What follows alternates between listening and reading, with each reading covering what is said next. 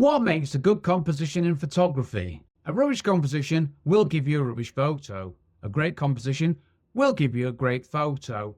Oh, okay, then the chance of a great photo.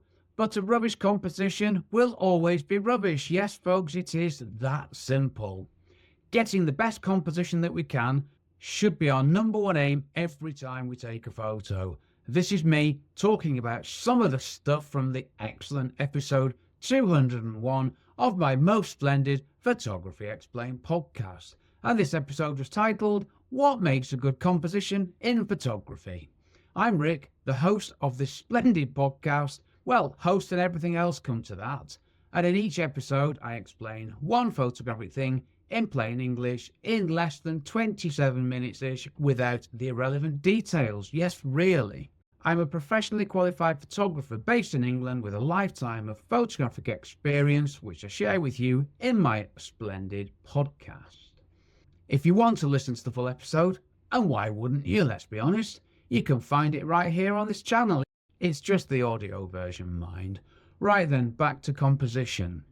Photography is about more than just taking a photo. It's about taking the best photo you can every time. And I mean every time. A good composition creates a photo that is interesting and pleasing and guides the viewer around the content of the photo. A good composition is one that a viewer will spend time looking at. A good composition holds the viewer's attention. And a good composition is a starting point for a good or indeed great photo. And a rubbish composition will pretty much always give you a rubbish photo. And don't start me on rubbish photos. I've spoken about rubbish photos at length previously. Check out other episodes where I strongly advise you to get rid of any rubbish photos you've got. And it's fine to admit that we take rubbish photos.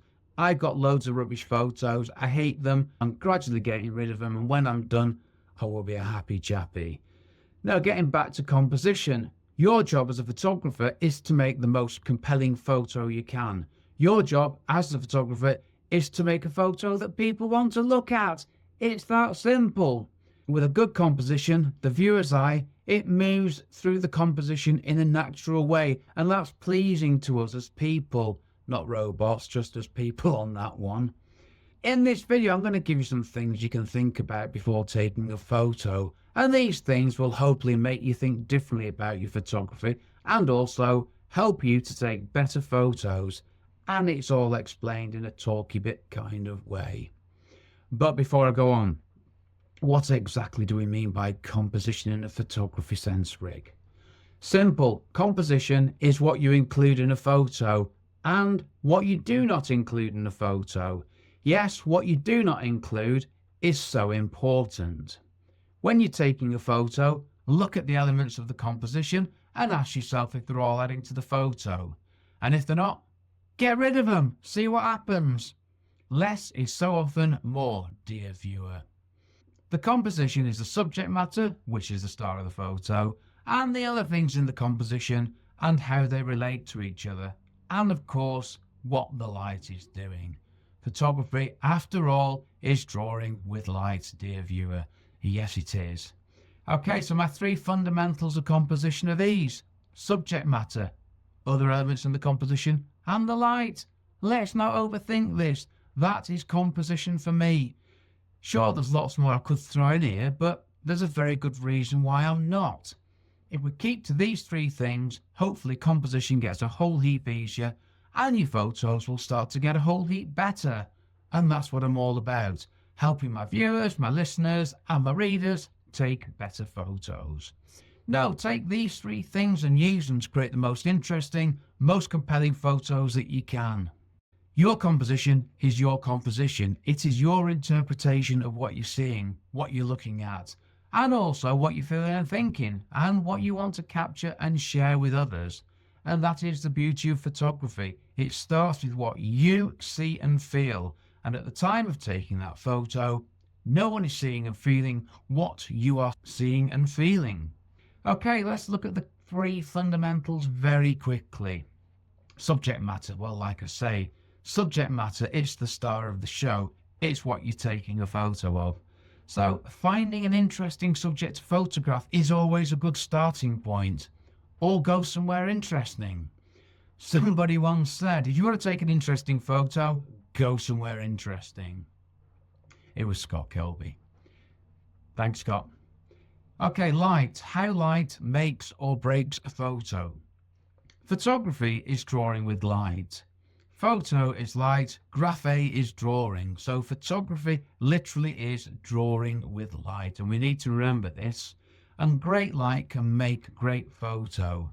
And rubbish light, guess what? It can make a rubbish photo, can't it?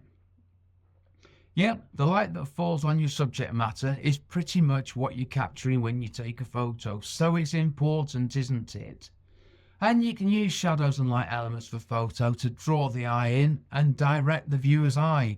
See, we're naturally drawn to the lightest part of a photo, so we need to remember that, and we can use the shadows to accentuate the lighter parts of the photo, often the subject matter.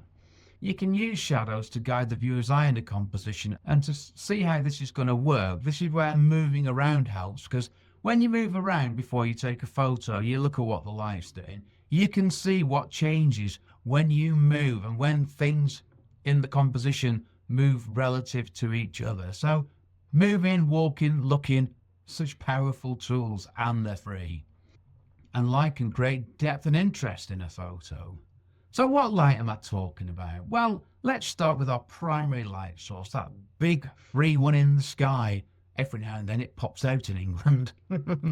This is a directional light which creates highlights and shadows, and how the elements align with each other and with the sun will change the composition, as will the time of day, of course. At midday the light is overhead and harsh.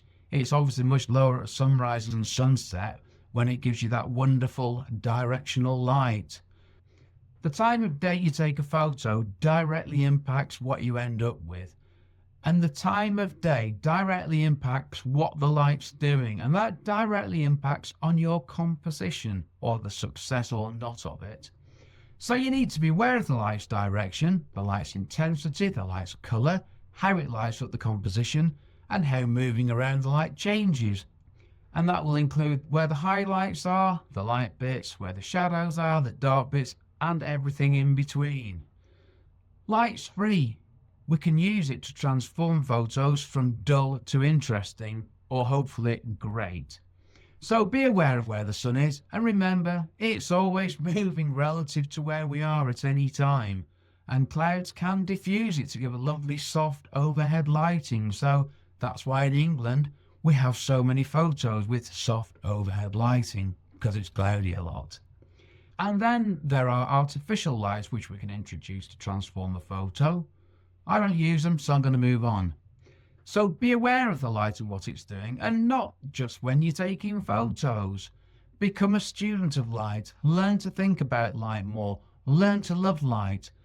Whenever I'm out and about, I'm always looking at what the light's doing. It's just something that I do now all the time. And I might not have my camera with me, but I'm still studying it, watching it, and looking out for interesting things. So become a student of light, because photography is drawing with light.